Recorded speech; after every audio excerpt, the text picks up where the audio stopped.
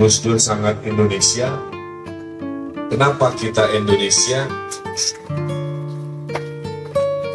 Padahal suku bangsanya banyak sekali, bahasanya 700, pulaunya belasan ribu.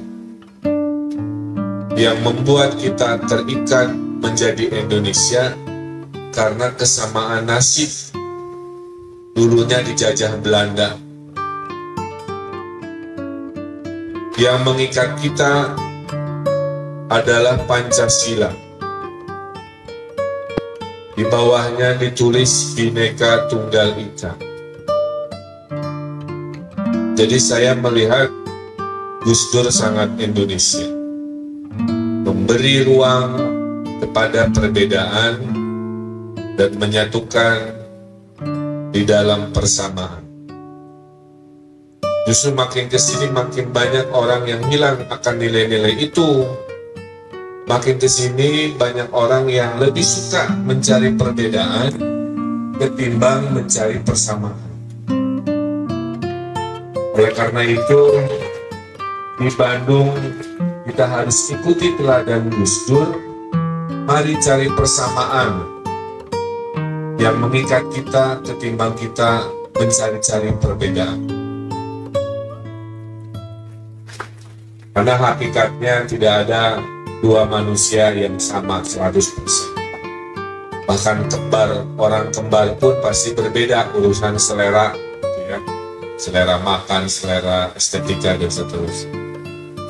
Terakhir, yang membuat saya paling tersentuh dan kesetrum gitu ya dalam keseharian saya adalah semangat optimisme Gus Dur.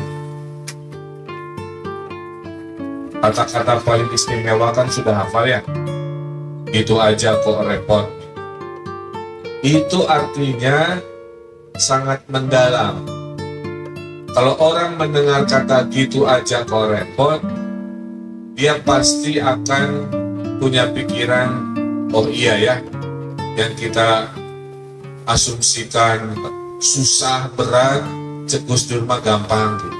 Jadi aja ke bawah gampang. Di Al-Quran kan ada doanya, Allahumma yasir wala tu'asir. Maksudnya itu gitu aja kok repot, itu bahasa Arabnya menetap gitu. Permudah jangan persusah. Jadi Gus Dur menerjemahkan ayat hadis itu dengan bahasa yang gaul gitu ya. Jadi akhirnya saya juga begitu. Sekarang kalau ada urusan-urusan berat di Bandung, dalam hati gitu aja kok repot ya, udah langsung aja gitu. Pak nggak bisa ini, ya udah saya turun sendiri. Maka saya ikut razia PMKS, ikut merazia urusan di jalan, ikut turun menertibkan PKL.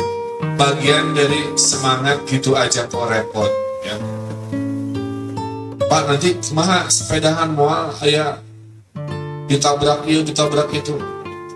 Angger we saya mah sepedahan tiap hari dari rumah ke kantor dan seterusnya. Justru dengan sepedahan saya mempraktekkan nilai-nilai kebersahajaan, karena kalau saya sepeda wali kota sepedahan itu biasanya ketemu dengan warga di jalan, berhenti dulu, ngobrol dulu, menyapa dulu. Bisa masuk ke kampung-kampung yang nggak bisa diikuti oleh mobil pengawal gitu kan. Itu nikmatnya bersepeda. Jadi kalau boleh disimpulkan, walaupun saya tidak secara fisik pernah bertemu berdialog, tapi saya terinspirasi oleh nilai-nilai yang hadir oleh gesturnya Gus Dur, baik secara ucapan maupun pemikiran ya. Orangnya sangat sederhana, tapi pintarnya luar biasa.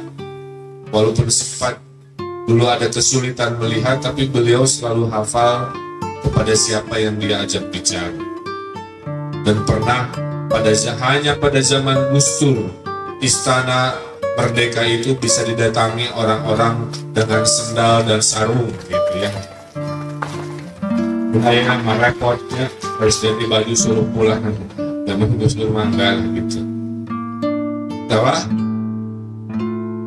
Wali kota juga sekarang gampang insya Allah. Ya. Saya menyediakan waktu dari jam 4 sampai jam 7 untuk menerima tamu warga Bandung. Jadi kalau mau ketemu saya, tinggal daftar di jam itu. Karena dari pagi sampai jam 4 tentunya saya harus bekerja ke lapangan, mengkoordinasikan dan seterusnya. Saya kira itu ya. Almarhum ayah saya pernah menasihati, meninggal dunia yang terbaik itu bukan meninggalkan nama baik. Itu sudah meninggal yang baik. Tapi yang terbaik itu meninggal dunia yang mewariskan inspirasi. Jadi orang kita meninggal, tapi gagasannya jalan terus dilanjutkan oleh anak cucu kita. Semangatnya jalan terus dilanjutkan oleh orang-orang setelah kita. Dan Gus Dur itu masuk ke kategori. Karena orang hormat pada Gus Dur karena nama baiknya, tapi di luar itu kan inspirasinya. Saya teruskan tadi dengan 3 nilai tadi. Jadi husnul khotimahnya yang terbaik menurut kami ya itu adalah kita berpulang dengan meninggalkan inspirasi. Nah, mumpung kita masih hidup, mari kita bersemangat, berikhtiar sebaik-baiknya, berinovasi setinggi-tingginya, melahirkan gagasan baru, inovasi baru, inspirasi baru untuk generasi mendatang. Itulah warisan Gus Dur kepada kita semuanya. Saya kira itu yang bisa saya sampaikan.